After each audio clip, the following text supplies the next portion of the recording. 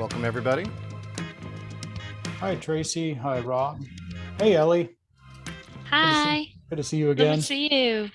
Yeah. Hey, Amy. Likewise. Just give everybody 30 seconds or so. We do have a pretty full day today, so I don't want to wait too long. We will get kicking as close to on time as we can here. So welcome, everybody. All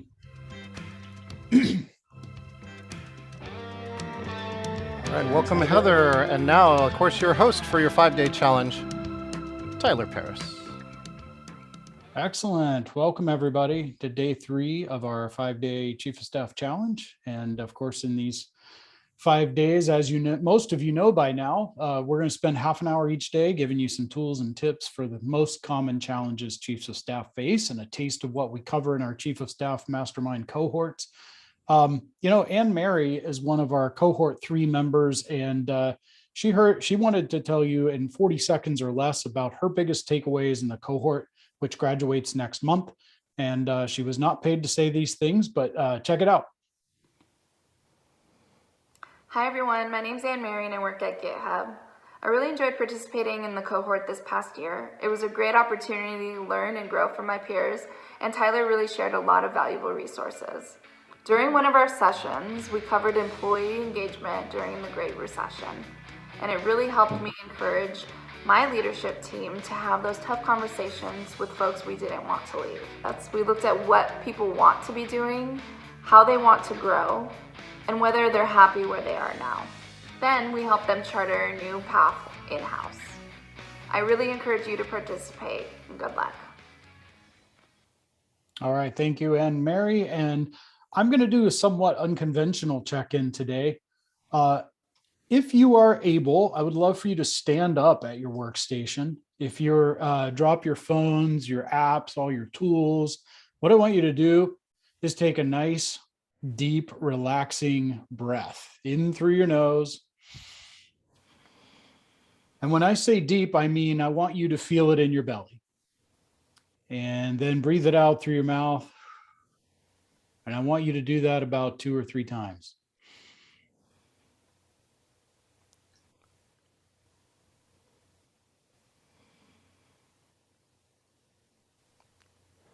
Because part of the value of sessions like this is simply breaking out of your day, inhaling all the stress of this morning in and letting it go through those exhales.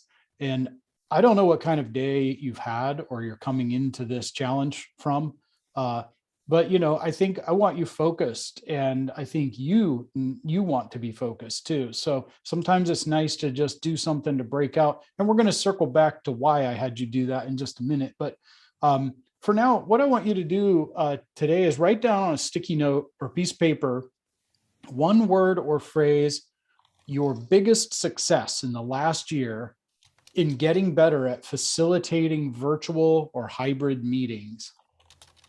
So just what's your biggest success in facilitating virtual or hybrid meetings in one word or phrase? And just hold that up to your webcam if you write it down on a piece of paper. If you're having issues doing that, you can put it in the chat, or you could chat John and he'll put it in for you.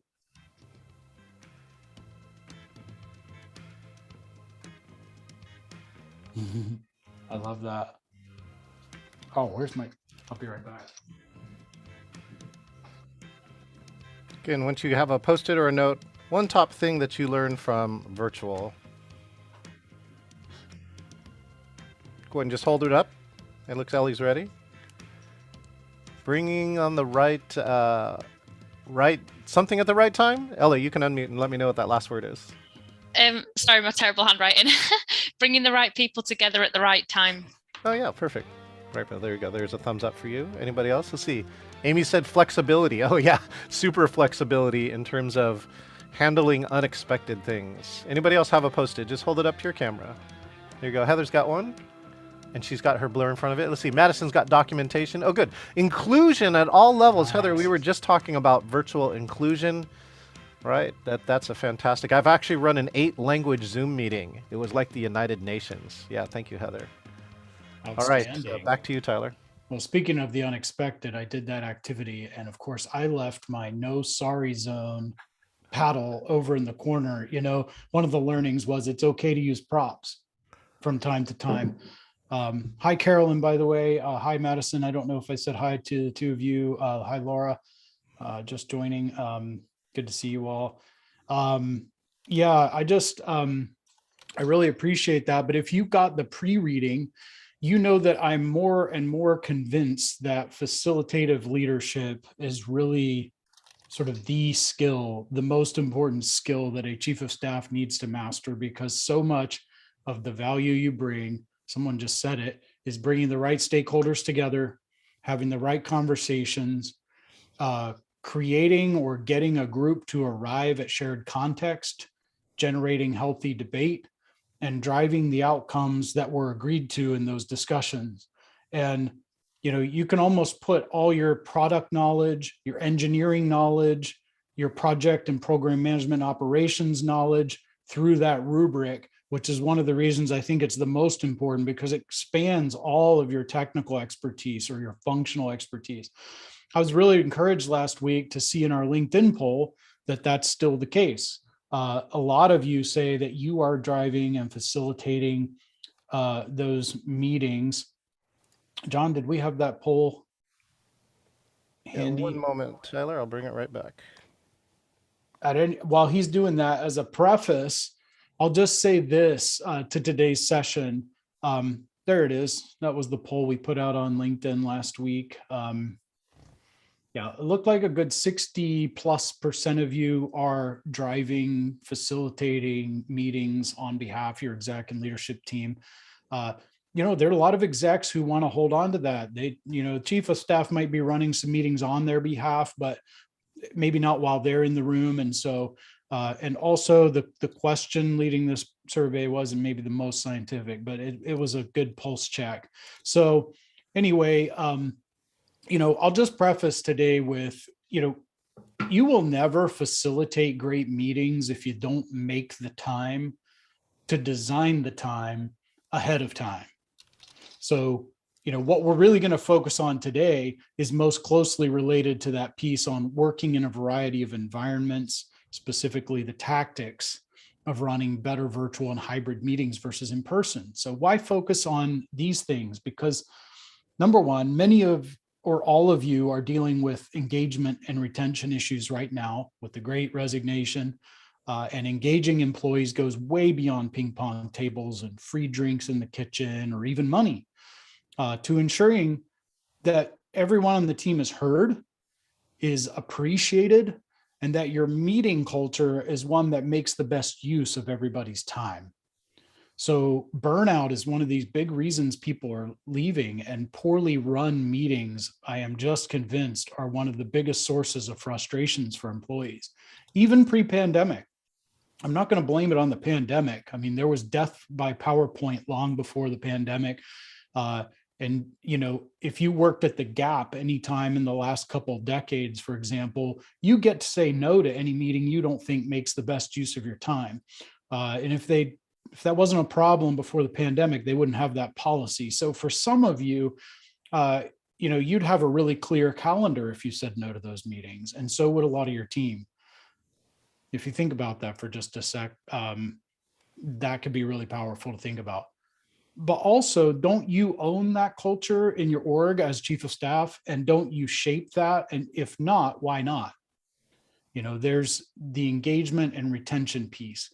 The other reason I want to cover it today is because thinking about improving your virtual and hybrid meetings, even tactically, will improve your in-person meetings, even if some of these tips do take advantage of the screen in ways that in-person meetings don't. But I served 2.5 years as a chief of staff at Intellectual Ventures, which was an 800-person organization across 7 international offices.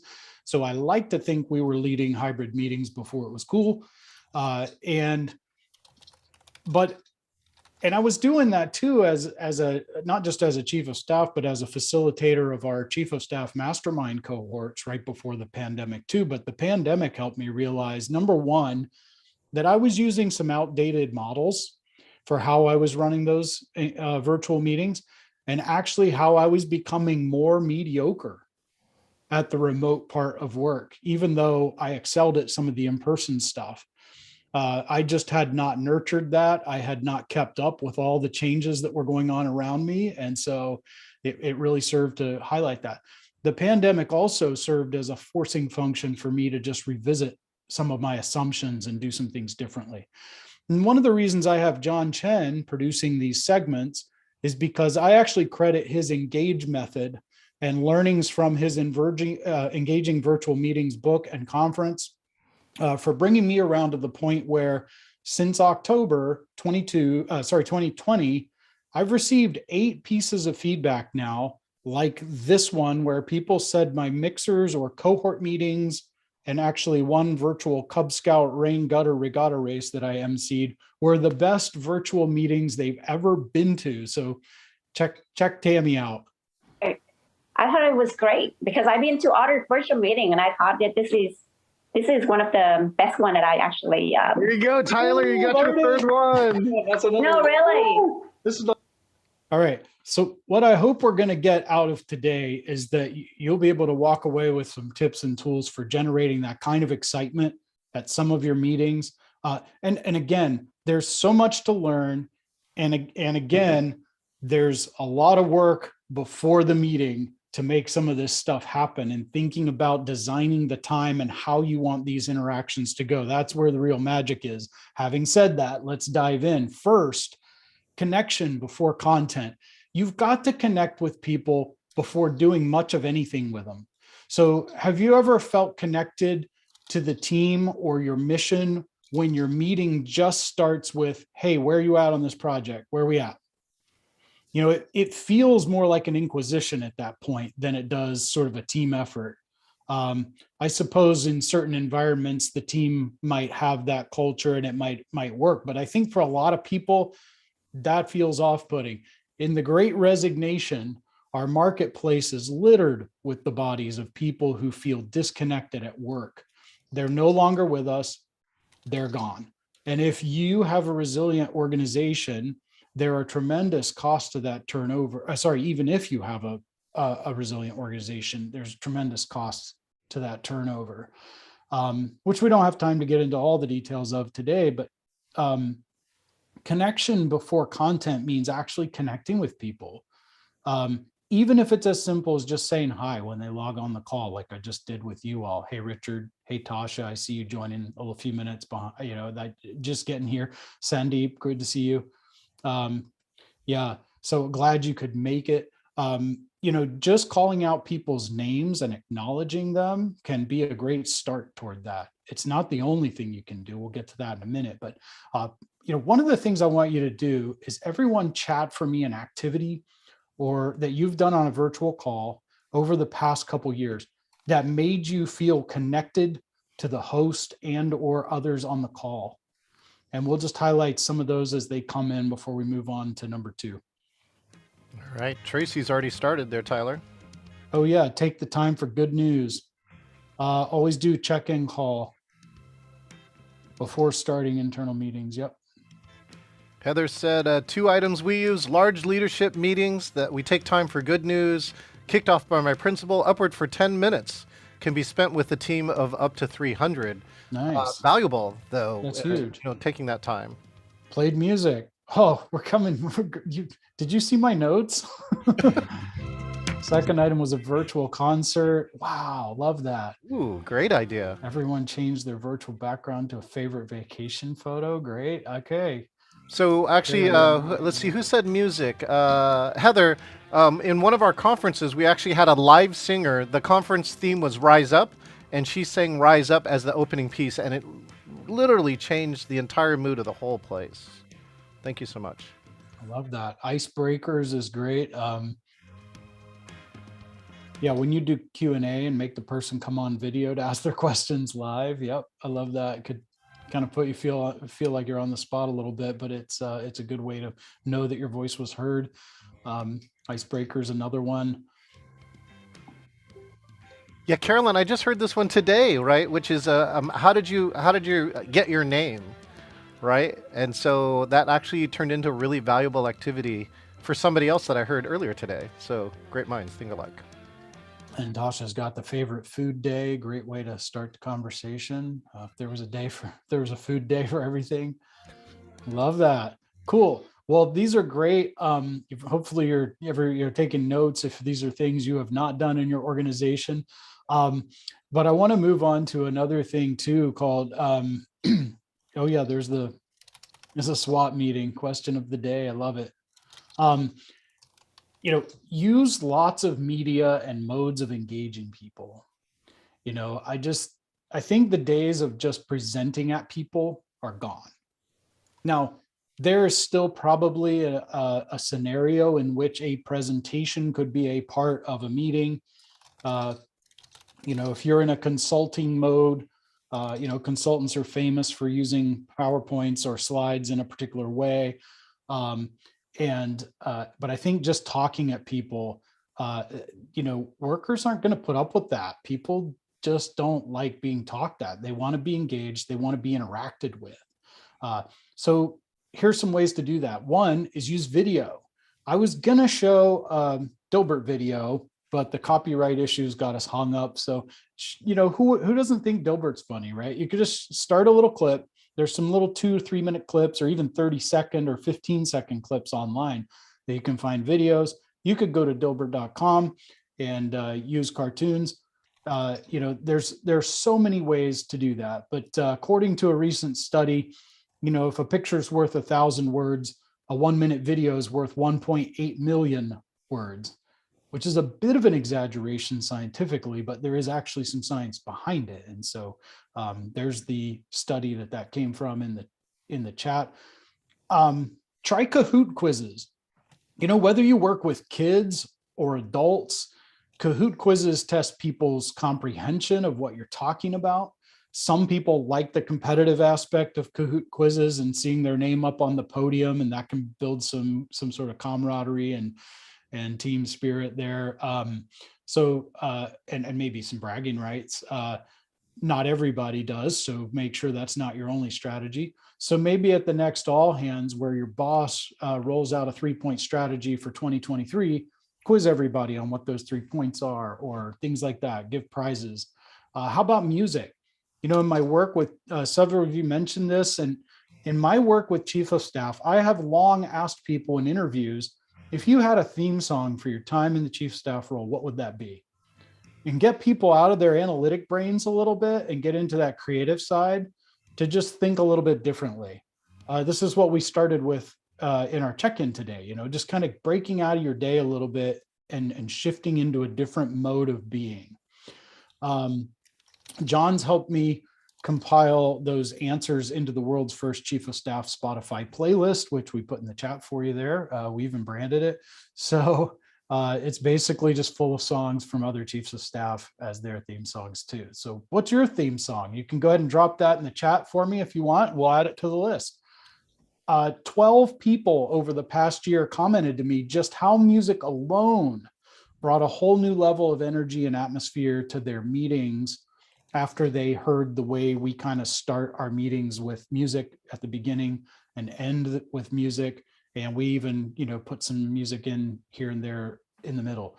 So just creative use of that. And remember how I said these tips for improving your virtual and hybrid meetings can also improve your in-person meetings.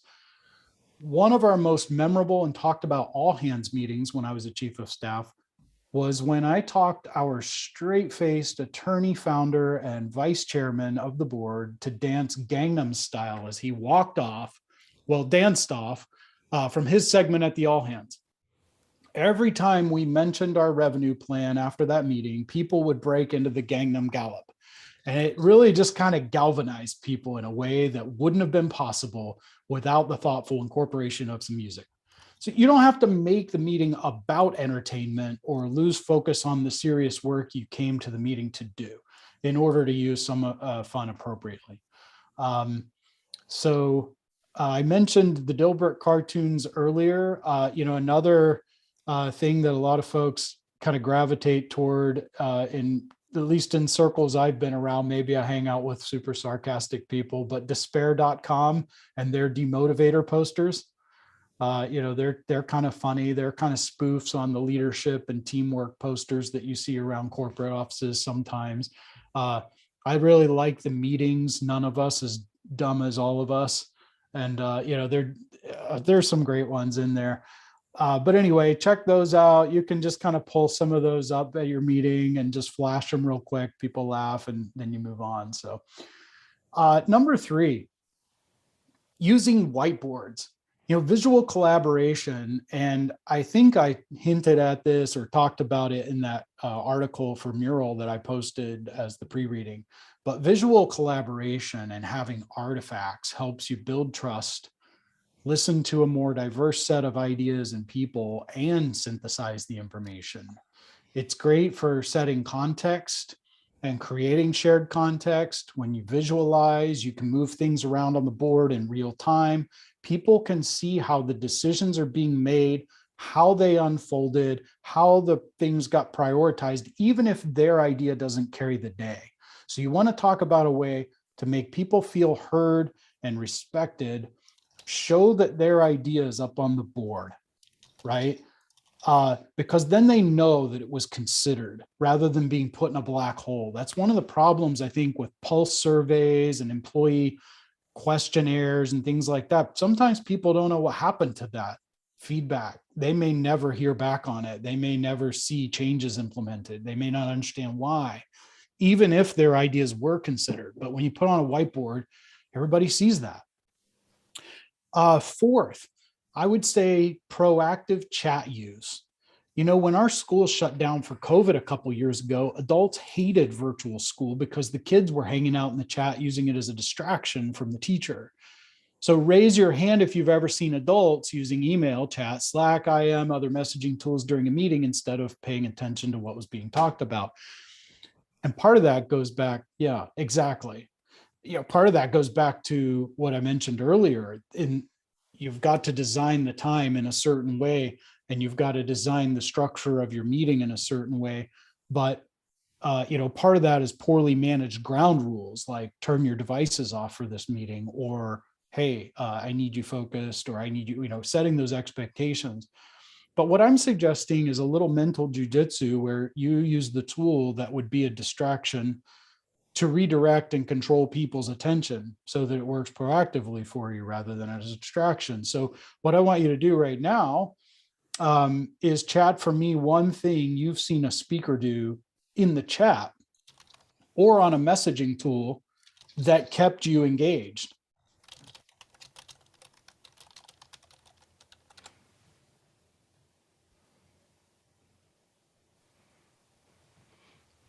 Like I just chatted the same question that Tyler put out. So as a producer, this is one of the things you can do. Yes. So again, Tyler doesn't have to worry about hitting this button here. He can focus on you speaking while I, his producer, can help things like that. Ellie says a poll. Yeah, poll's a good one.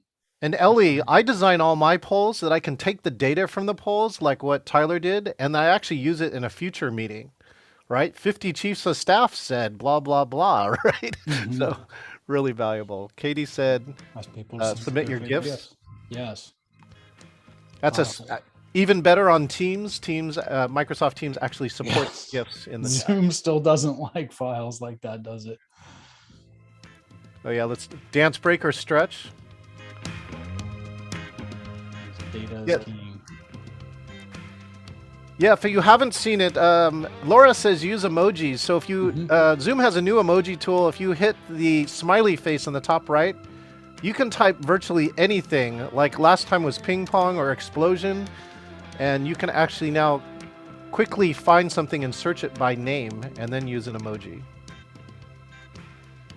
And Carolyn says Q&A with someone other than the speaker, Tyler. Yes, that's a really good one. Do you want to bring somebody up, Tyler? I know we actually have limited time today.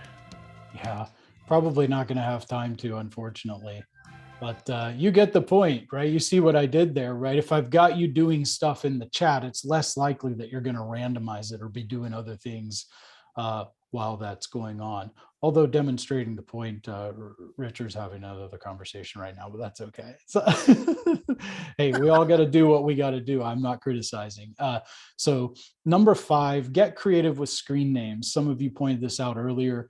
You know, it can add a little fun to your meeting. It can reveal your team's personality and styles.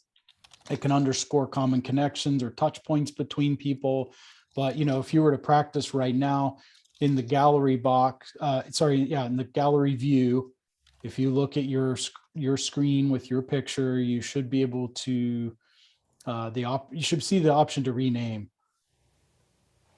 And if you do that, you can change your screen name. And so what I want you to do is tell me your first name only, and then followed by a 1-word description of your current mood or emotional state. All right, to your first name and state. I put excited, Tyler. Excited to hang Nice. out with chief of staffs from around the world. Love it. Motivated, excellent. Zen. Post vacation. Wow, thanks for joining us post vacation. That's really cool. Cool, energized, balanced. I like Carolyn, that. don't you need a Isn't it? vacation from the vacation to recover from all the work that you got during vacation, Carolyn? Tracy's That's laughing. a separate meeting. Let's have a meeting about the meeting. Thank you, Carolyn. Ellie said motivated. I like that. Yeah, these are great. Tracy Well, you can use these. Yeah, learning, energized, motivated, balanced. I love these. Hungry, harried. Oh no, yeah, harried is all too common, unfortunately, for us chiefs of staff, isn't it? You could have people vote on the current topic. You know, here's your name, and yes if you favor it, no if you don't. That could be a quick voting tool. And by the way, if you take a screen capture, then nobody can say afterward, they can't gaslight you and say they didn't vote or they voted a different way. It's captured. So I don't know, you could try that. Number 6, I want to try, we only have 3 minutes left. I keep running up against this.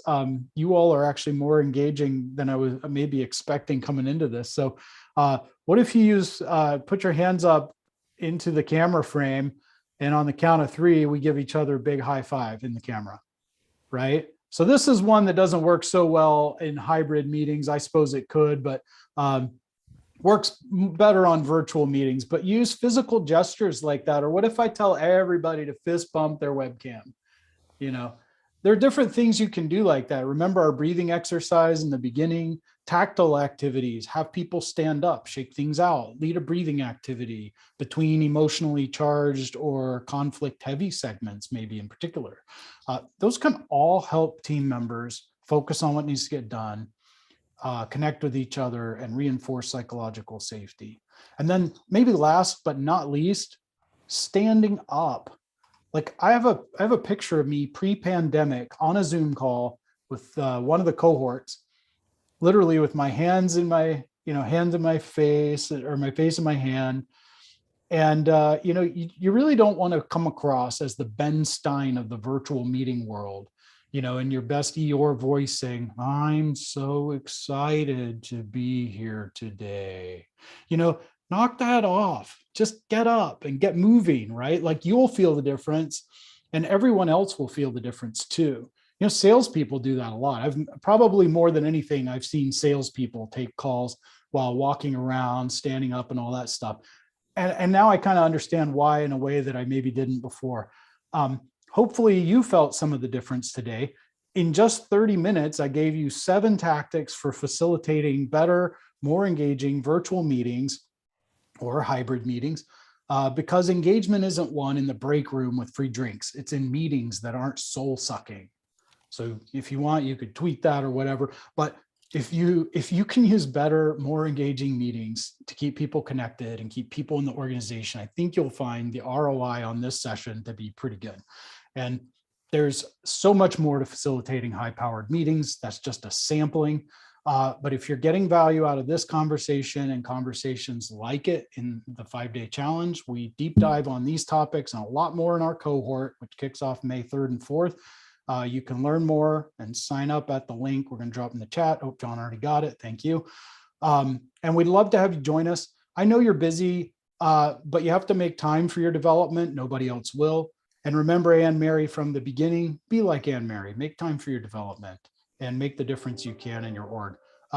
Speaking of busy, John and I are not going to be able to hang out after the call today, but we're going to drop there's my Calendly link in the chat. If you want to set up a 15-minute call, if you have questions either about facilitating virtual meetings or the cohort, feel free to find a time. And for everyone else, I bid you adieu and a great rest of your day. And we'll see you back here tomorrow for another value-packed half an hour. Take care, everybody. Good to see you.